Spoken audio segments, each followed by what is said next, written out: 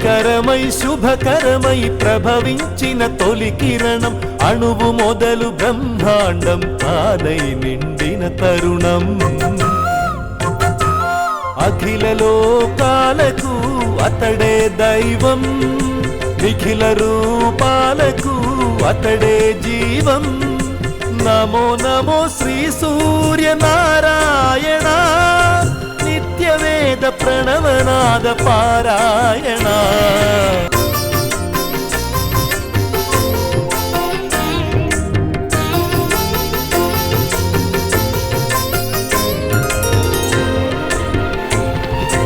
అదితి కశ్యపుల సుతుడు అతిలోక సుందరుడు, శత సహస్ర కిరణధరుడు తిమిరాంతకుడు.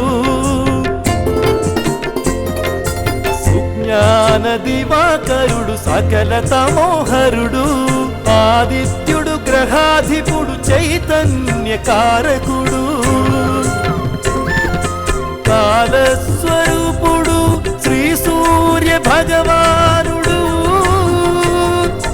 కనిపించే దేవుడితడు సకల లోక బాంధవుడు. శ్రీ సూర్య భగవాన్. నా తొందరపాటును మన్నించమని మరొక్కమారు వేడుకుంటున్నాను. తొందరపాటు నీది కాదు, నాది. నువ్వు నీతో పాటు సకల లోకాలు మన్నించవలసింది నన్ను. అంత మాట అనవద్దు అమరేశ్వర. మేమందరం త్రిలోకాధిపతివైన నీ నాయకత్వంలో లోకక్షేమానికి తోడ్పడే అనుచరులం. మమ్మల్ని క్షమించమని కోరి లజ్జాగ్రస్తుల్ని చేయవద్దు. సమస్యపోయిన తరువాత సన్నిహితుల మధ్య క్షమాపణల మాటలకే ఉంది గాని మిత్రమా. వాయుదేవా, నాదొక సలహా. సెలవివ్వండి సూర్యదేవా. నీ కుమారుడి తేజస్సు వర్చస్సు చూస్తుంటే లోకమంతా తేజోమయుడినిగా పూజించబడే నాకే ఈర్ష్య కలుగుతోంది.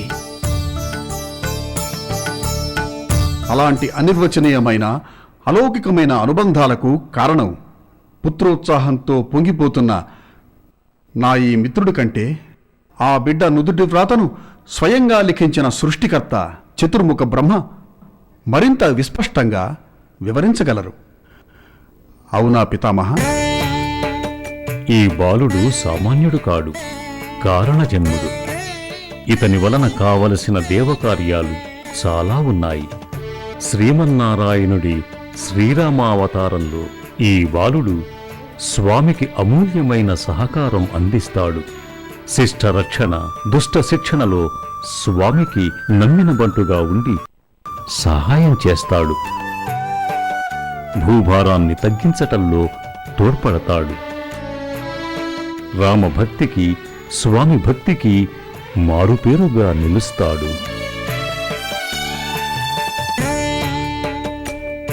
ఈ బాలుడి ముఖం చూస్తుంటేనే ఇతడు అపారమైన సర్వతోముఖ పాండిత్యానికి నెలవు కాగలడని, వ్యాకరణాది శాస్త్రాల నిధి కాగలడని, వేదాంగ పారంగతుడు కాగలడని, నీతి శాస్త్ర విశారదుడు కాగలడని తెలుస్తోంది. మరి ఇన్ని శాస్త్రాలు ఈ కుశాగ్రబుద్ధికి నేర్పి ధన్యత్వం పొందగల గురుదేవులు ఎవరవుతారో? ఇంతటి ప్రతిభాశాలికి విద్య నేర్పగల సమర్థులు నాకిద్దరే కనిపిస్తున్నారు. ఒకరు అఖిల విద్యలకు మూలస్థానమైన సరస్వతీ వల్లభులు, మరి రెండవ వారెవరు కుబేరా? ఆ సరస్వతీ వల్లభుడి అభిమాన శిష్యుడు, సర్వజ్ఞుడు, జగచ్చక్షువు, విశ్వసాక్షి లోకపాలకుడు అయిన ఆదిత్య భగవానుడు. వయసులో ఉన్నప్పుడు నేను ఈ ప్రజ్ఞావంతుడికి గురుస్థానం అలంకరించి అన్ని విద్యలు ఆనందంగా బోధించేవాడినేమో కాని ఇప్పుడు నాకా సమర్థత ఉందనుకోను. ఇప్పుడు నేను వృద్ధుడిని, మది తప్పిన మొదటి వేల్పును. నాకంటే నా శిష్యుడే ఈ బాలుడికి సమర్థంగా సకల విద్యా బోధనలు చేయగలడు. అది కాలాంతరంలోని విషయం. ప్రజ్ఞా పాఠవాలు, ప్రతిభా పాండిత్యాల కంటే ఈ చిన్నారికి కావలసింది పూజ్యులైన మీ అందరి ఆశీర్వాదాలు. అవి అందించి వాణ్ణి ధన్యుణ్ణి చేయమని నా ప్రార్థన. వాయుదేవ, ఈ బాలుడు స్వార్థచింతన ఎరుగని లోక సంక్షేమకారకుడు. ఇతడిని ఆశీర్వదిస్తే లోకాలను ఆశీర్వదించినట్లే. ఇతడిని శక్తి సమన్వితుడిని చేస్తే ఆ శక్తులన్నీ లోకోపకారానికి దోహదం చేస్తాయి. లోకక్షేమం కోరే లోకపాలకులు, దిక్పాలకులు ఈ బాలుడికి వరాలు ప్రసాదించటం ఎంతో ఉచితంగా ఉంటుంది. మొదటి వరం మీరే ప్రసాదించటం మరింత సమంజసంగా ఉంటుంది. ఈ బాలుడికి నేను దీర్ఘాయుష్యుని వరంగా ప్రసాదిస్తున్నాను. ఈ బాలుడు బ్రహ్మాస్త్రంతో సహా ఏ బ్రహ్మదండాలకు లోబడడు. ఇతడికి ఇచ్చ వచ్చిన రూపం ధరించగల కామరూప శక్తిని కూడా ప్రసాదిస్తున్నాను. కామరూపుడు, కామచారి, కామగూడు అయిన ఈ బాలుడు రామభక్తుడై, రామప్రియకరుడై రామకార్యాన్ని సాధించటంలో సర్వదా తోడుగా నిలిచి ధన్యత పొందుతాడు. పితామహ, తమరి అమోఘమైన వాక్కుతో నేను నా పుత్రుడు చరితార్థులమయ్యా.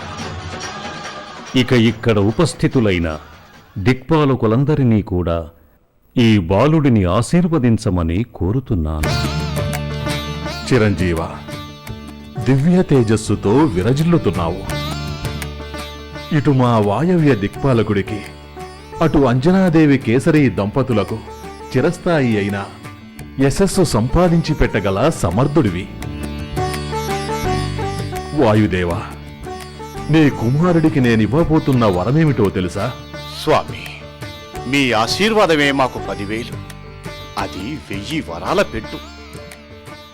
శివ సంబంధమైన ఏ అస్త్రశస్త్రాలు, త్రిశూలము, పాశుపతాస్త్రము ఈ బాలుణ్ణి బాధించవు. ఈ అంజనీ పుత్రుడు ఎల్లప్పుడూ శివకృపకు పాత్రుడుగా ఉంటాడు. వాయుదేవా, నీ కుమారుడిపై ఎప్పటికీ నా ప్రభావం ఉండదు. అదే నేను నీ కుమారుడికిచ్చే వరం.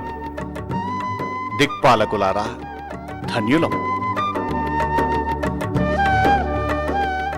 ఈ బాలుడికి నేను నా తేజస్సులో 100వ వంతు ప్రసాదిస్తున్నాను. ఇతడికి శాస్త్రాధ్యయనం చేసే వయసు వచ్చినప్పుడు నేనే శాస్త్రజ్ఞానం ప్రసాదిస్తాను. ఇతడికి గొప్ప పాండిత్యము, వాక్చాతుర్యము కలుగుతాయి. శాస్త్ర పాండిత్యంలో ఇతడికి సాటి రాగలవారెవ్వరూ ఉండరు.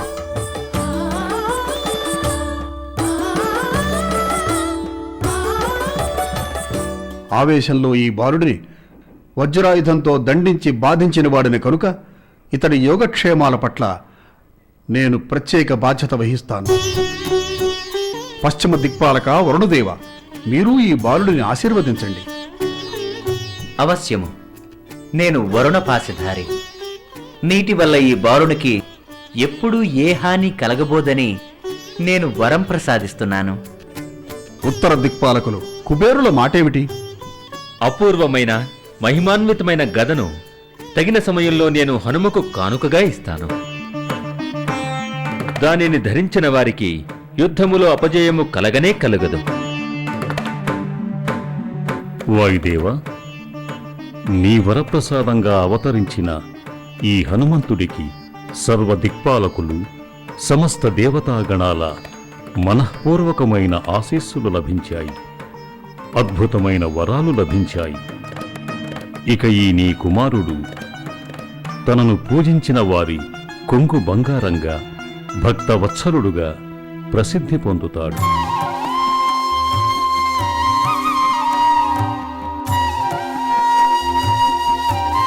మహావీరుడిగా, అరివీర భయంకరుడిగా, యుద్ధంలో అజేయుడిగా యశస్సు సంపాదిస్తాడు. రాబోయే రామరావణ సంగ్రామ సందర్భంలో ఈ బాలుడు ఎన్నెన్నో అద్భుత కృత్యాలు నిర్వహించి లోకపూజ్యుడవుతాడు. మరి ఇక నీ ఆగ్రహం శమించినట్టేనా వాయుదేవ? పితామహులు తమ మాటలతో నన్ను లజ్జాగ్రస్తుణ్ణి చేస్తున్నారు. నా పట్ల, నా కుమారుడి పట్ల దిక్పాలకులు, దేవతాగణం ఇంత ఔదార్యం ప్రదర్శించి మమ్మల్ని అనుగ్రహించినందుకు నా కృతజ్ఞతల్ని మాటలతో ప్రకటించలేను. అది అకుంఠిత కృషితో అంకిత భావంతో లోక కళ్యాణం కోసం నిరంతరం శ్రమించే నీ పట్ల వారికి గల ఆదరాభిమానాలను సూచిస్తోంది. మరిక మాకు సెలవిప్పిస్తావా వాయుదేవా? ఎంత మాట! అన్నట్టు హనుమంతుడి శాస్త్రాధ్యయనం గురించి నేను చెప్పిన మాట గుర్తుంది కదా? మీ సౌజన్యాన్ని మరవగలనా సూర్యదేవా? అచిర కాలంలోనే హనుమంతుడు తమ వద్ద శిష్యరికం చేయటానికి వస్తాడు. తథాస్తు.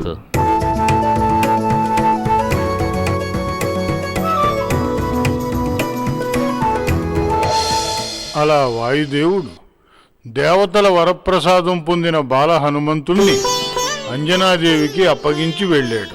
నాదొక చిన్న సందేహం గురుదేవా. అడుగు. 3 ఏళ్ల బాలుడికి అన్ని రకాల దివ్యశక్తులు లభించాయి. కామరూపధారణ శక్తి, కామగమన శక్తి, అలౌకికమైన శరీర బలం, ఇవన్నీ అబ్బాయి కదా? అవును. మరి అంత పసి వయసులో బాల్య చాపల్యం, చిలిపితనం, కొంటెతనం కూడా ఉంటాయి కదా? ఆ చిలిపితనంలో బాలహనుమంతుడు తనకు లభించిన దివ్యశక్తుల్ని దుర్వినియోగం చేసుకోలేదా? ఆ శక్తులతో సాటివారిని చికాకు పెట్టలేదా? చూశావా మైత్రేయ, మన ఆత్రేయుడు ఎంతటి చక్కటి సందేహాన్ని వెలుబుచ్చాడో. హనుమంతుడి దివ్య కథకు కీలకమైన ప్రశ్న ఇది. తన ప్రియభక్తుడు, దూత, బంటూ అయిన హనుమంతుడి గురించి శ్రీరాముడికి ఒకసారి ఇటువంటి సందేహం ఒకటి కలిగింది. ఆయన తన సందేహాన్ని అగస్త్యుడి ముందు వెలుబుచ్చాడు. అగస్త్య మహర్షి, ఈ హనుమంతుణ్ణి చూస్తే నాకు చాలా ఆశ్చర్యం కలుగుతోంది. వాలి రావణులు నిస్సందేహంగా మహాబలశాలులు. కానీ నా దృష్టిలో ఈ హనుమంతుడి శక్తియుక్తులు వాలికి గాని రావణ బ్రహ్మకు గాని ఏమాత్రం తీసిపోవు అన్నాడు. అతులం బలమేతత్ వై వాలినః రావణస్య చ నతు ఏతాభ్యాం హనుమతా సమంతు ఇది మతిర్మమ. వాలి రావణుడు అతులమైన బలశాలులు, కానీ వారిద్దరికీ హనుమంతుడు సమవుజ్జి అని నేను భావిస్తున్నాను అన్నాడు. శౌర్యము, కార్యదక్షత, బలం, ధైర్యం, ప్రాజ్ఞత, నీతిజ్ఞత, నేర్పు, పరాక్రమం, శక్తి, ఇవన్నీ హనుమంతుడిలో గూడుకట్టుకుని ఉన్నాయి. సాటి వానరులంతా నిరుత్సాహపడిపోయిన సందర్భంలో హనుమంతుడు అవలీలగా 100 యోజనాల సముద్రాన్ని దాటేశాడు. అవును, దాటేశాడు. లంకంతా గాలించి సీతమ్మను వెతికి పట్టుకుని ఓదార్చాడు. తానొక్కడే రావణుడి సేనాపతులను, మంత్రులను, వేలాది సైనికులను ఎదుర్కొని మట్టుబెట్టాడు. ఇక రామరావణ యుద్ధ సమయంలో హనుమంతుడు చూపిన పరాక్రమం అంతా ఇంత అనేందుకు లేదు. అందుకే రాముడు అన్నాడు, హనుమంతుడే లేకపోతే నేను యుద్ధంలో గెలవడం మాట అటుంచి అసలు నాకు సీత ఎక్కడున్నదో సమాచారం కూడా తెలిసేది కాదు అన్నాడు. అయితే హనుమంతుడు ఇంతటి బలశాలి అయి ఉండి కూడా వాలి సుగ్రీవులకు వైరం ఏర్పడినప్పుడు ఒక్క ఉదుటన వాలి మీద దాడి చేసి మట్టుబెట్టకుండా ఎందుకు ఊరుకున్నాడు? సామాన్యుడిలా ఎందుకు మిన్నగుండిపోయాడు? హనుమంతుడికి తన శక్తి ఎంతో తనకు తెలియనట్లు కనిపిస్తాడు. దీనికి ఏదైనా బలవత్తరమైన కారణం ఉందా అని శ్రీరాముడు అగస్త్య మహర్షిని అడిగాడు. పసి వయసులో దివ్య శక్తులు వరప్రసాదంగా పొందిన బాల హనుమంతుడు ఆత్రేయుడు చెప్పినట్లు ఎంతో బాల్య చాపల్యంతో ప్రవర్తించేవాడు. తన కామరూప విద్యలతో మునికుమారులను భయపెట్టేవాడు. అటవీ వృక్షాలను కూకటి వ్రేళ్లతో పెకలించి ధ్వంసం చేసేవాడు. కామరూప ధారణతో కర్మానుష్ఠానాలు చేసుకుంటున్న యోగులను చికాకు పరిచేవాడు. కొంటె చేష్టలతో వాళ్ళ ధ్యానాన్ని భంగపరిచేవాడు. వాళ్ళ తపశ్చర్యలకు విఘ్నం కలిగించేవాడు. బాల్య చాపల్యం వల్ల, అమాయకత్వం వల్ల ఏవేవో చిలిపి పనులు చేస్తూ ఉండేవాడు. ఆ పసితనం వల్లే తనకు దివ్యశక్తులున్నాయని అహంకరించి అవి నలుగురు ముందు ప్రదర్శించాలని ఆరాటపడేవాడు. పసిబిడ్డల దుందుడుకుతనం, చిలిపితనం, అల్లరి అదుపులో ఉంచడం సాధారణ శిశువుల విషయంలోనే కష్టసాధ్యం. దివ్య వరాల వల్ల మానవాతీతమైన శక్తులు గల బిడ్డను నియంత్రించడం ఇంకా దుస్సాధ్యం. ఒక సందర్భంలో హనుమంతుడు తన దుడుకుతనంతో, లోకాతీత బల ప్రదర్శనతో భృగు అంగీరస వంశజులైన మహర్షులను చికాకుపరిచాడు. వారు హనుమంతుడి పసితనపు చేష్టలను సహించలేకపోయారు. అతడు కేవలం అన్యం పుణ్యం ఎరుగని పసివాడు గదా అన్న విషయాన్ని మరువలేకపోయారు. అందుకే అతన్ని నియంత్రించేందుకు ప్రమాదం లేని శాపం ఒకటి ఇయ్యక తప్పలేదు. బాధసేయత్ సమాశ్రిత్య బలం అస్మాన్ ప్లవంగమా తత్ దీర్ఘకాలం వేత్త అసి న అస్మాకం శాపమోహితః. ఓ వానర కుమార, నువ్వు ఏ బలం వల్ల మమ్మల్ని బాధిస్తున్నావో ఆ బలం నీకు ఉన్నదన్న విషయం కూడా బహుకాలం నువ్వు మా ఈ శాపం వల్ల మరిచిపోతావు. యదా తే స్మార్యతే కీర్తి తదా తే వర్ధతే బలం. నీ కీర్తిని, బలాన్ని ఎవరైనా గుర్తు చేస్తేనే నీ బలం వృద్ధి పొందుతుంది అని. అవును, మనం సూర్య భగవానుడి కథ చెప్పుకుంటూ హనుమంతుడి దివ్య కథలో ప్రవేశించాం.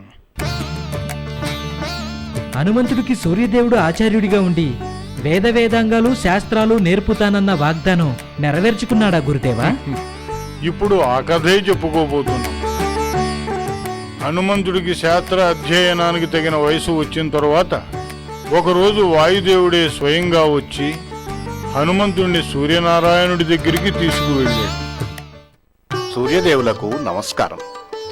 దీర్ఘాయుష్మాన్ భవ. హే సూర్య భగవాన్, పూర్వం మీరు అనుగ్రహించినట్టుగా ఈ చిరంజీవికి శాస్త్ర విద్యాభ్యాసం చేయించి మమ్మల్ని కృతార్థుల్ని చేయమని వేడుకునేందుకు వచ్చాను. అవశ్యం. దివ్యాంశ సంభూతుడు, నా తేజోంశ చేత ప్రకాశించేవాడు అయిన ఈ వాయుపుత్రుడు హనుమంతుడు వంటి యోగ్యుడైన శిష్యుడు లభించటం ఒక మహదవకాశం. ఈ క్షణమే ఇతడిని నా శిష్యుడిగా స్వీకరిస్తున్నాను. ధన్యులం స్వామి. ధన్యుండి స్వామి. కానీ నాకు శిష్యరికం చేయటంలో ఒక సమస్య ఉంది. నేను అహర్నిశలు సంచరిస్తూ ఉంటాను. ఇతర ఆచార్యులలాగా నాకు ఒక ప్రదేశంలో కూర్చుని పాఠం బోధించటం కానీ, శిష్యుడు పాఠం వల్లెవేస్తుంటే తప్పులు దిద్దటం కానీ, సందేహ నివృత్తి చేయటం కానీ సాధ్యం కాదు. ఈ పనులన్నీ నేను నా నిత్య గమనంలోనే చేయగలను. అలాగే కానివ్వండి సూర్యదేవ. ఆచార్యుల అనుకూలతను అనుసరించే హనుమంతుడు విద్యాభ్యాసం చేయగలడు. కానీ అలా చేయాలంటే అతడు నా రథం వెంటే పరుగు పెడుతూ ఉండాల్సిందే తప్ప మరొక మార్గం లేదు. అలాగే స్వామి. కానీ నా రథం అతి వేగంగా పరుగు తీస్తుంది. దాని వెంట ప్రయాణం సాగించేందుకు నీ వేగం సరిపోతుందా? మీతో రాగలను స్వామి.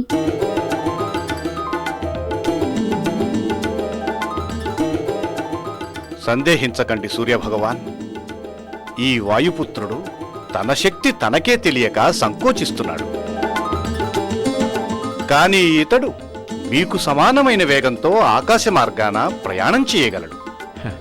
అయితే ఇకనే పైవారమే విజయదశమి. యథావిధిగా సరస్వతీ పూజ నిర్వహించి వ్యాకరణ శాస్త్రంతో విద్యాభ్యాసం ఆరంభించుదాం. ధన్యోస్మి. చిరంజీవ.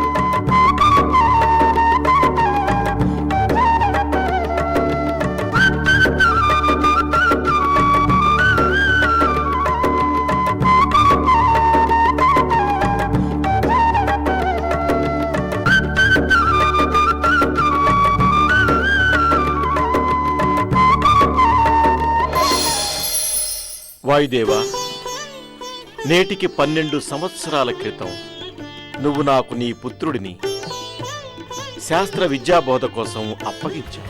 అంతా మీ అనుగ్రహమే. అజ్ఞాన తిమిరాంధుడైన నా కుమారుడికి జ్ఞానాంజన శలాకతో జ్ఞానచక్షువు ఉన్మీలితం చేసి మాకు మహోపకారం చేసిన మీకు ఏమిచ్చి మా రుణం తీర్చుకోగలం? ఆహా, ఏమి విశేషం! ఆ సుగ్రీవుడు ఈ అంజనాపుత్రుడికి బాల్యమిత్రుడు. హనుమంతుడు ఆ సుగ్రీవుడి దగ్గరే సచివుడిగా విధి నిర్వహణ చేయబోతున్నాడు. దీర్ఘాయుష్మాన్ భవ. ధన్యుని ప్రభు. కానీ ఇప్పుడు శ్రీరామచంద్రుడి పరిస్థితి చూస్తే నాకు ఆందోళనగా ఉంది. యతో ధర్మ తతో జయ. ఎక్కడ ధర్మం ఉంటుందో అక్కడ విజయం తప్పదనే లోక నిర్వహణ సూత్రం లోకపాలకులైన మీరు ఎరుగన్నది కాదు.